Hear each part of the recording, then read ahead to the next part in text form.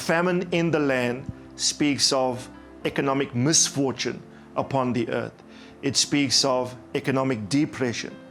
This particular famine was quite severe. In Elijah's day, the famine was 3.5 years.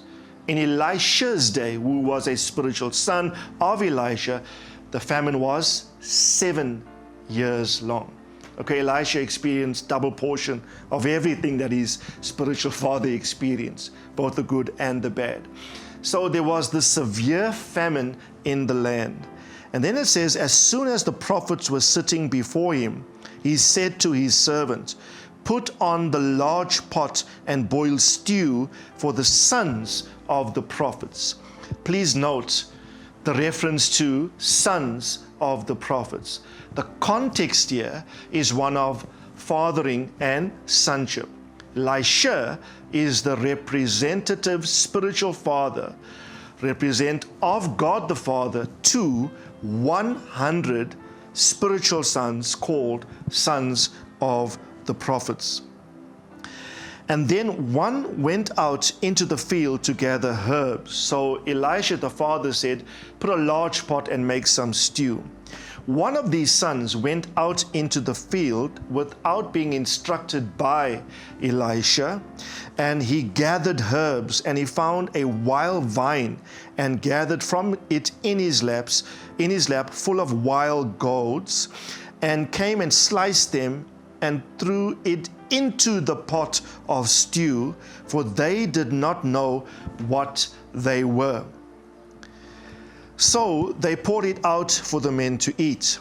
And as the men were eating the stew, they cried out and said, O man of God, there is death in the pot.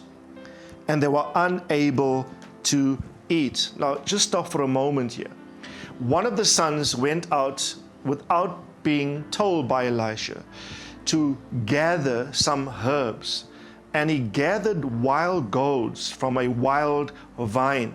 This was part of the cucumber range of plants. And not knowing what they were, sliced them and threw them into the pot of stew being prepared for the 100 sons of the prophets. Symbolically, the pot of stew being prepared for the sons of the prophet speaks to the doctrine of Elijah. Apostolic spiritual fathers impart grace to their sons by preaching doctrine.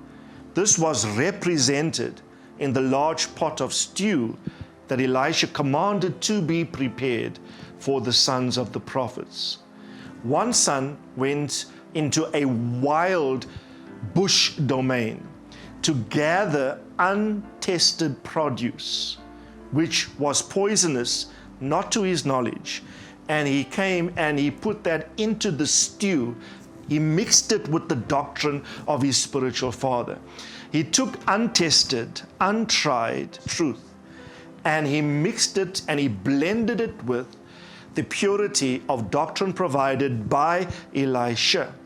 And when they were about to eat this, they dished this out for all of the sons of the prophets. And one of them shouted out, there is death in the stew, there is death in the pot, and they were unable to eat this. I want to challenge all of us. We must hold dear to authentic, tried and tested apostolic doctrine communicated to you by credible, holy apostles and prophets. And do not venture out to contaminate your pot with untested truth that you seek to blend in with the milieu of doctrinal belief communicated to you by your spiritual father. This is mixture. This is a Samaritan principle that will ultimately bring death to destiny. Now, how does Elisha correct this? Notice carefully verse 41. Elisha said, bring meal, bring flour. Now, flour is used to make bread. Bread is symbolic of doctrine. So in essence, this meal is symbolic of the doctrine, the apostolic doctrine of Elisha. And Elisha threw it into the pot. And Elisha said, pour it out for the people that they might eat. And there was no harm in the pot. The meal from Elisha arrested the poison in the pot. Right? The doctrine of your spiritual father will arrest every possible contamination that you receive by your unwise exposure to a range of doctrines that might be spurious, that might bring poison to your spiritual system.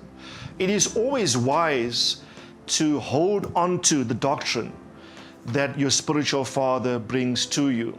Paul encouraged his son Timothy in the Lord to do exactly this, to hold on to the things I have taught you and to teach no other doctrine.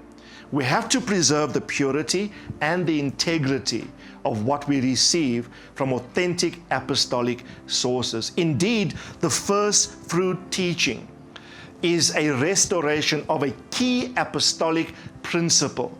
And I want to encourage anyone listening, do not allow external sources that are wild vines, unsubmitted to the context of a household of faith, unsubmitted to the context of apostolic doctrine within a safe environment of father and son that communicates accurate doctrine. Do not allow that external context to soil your mind in reference to these things.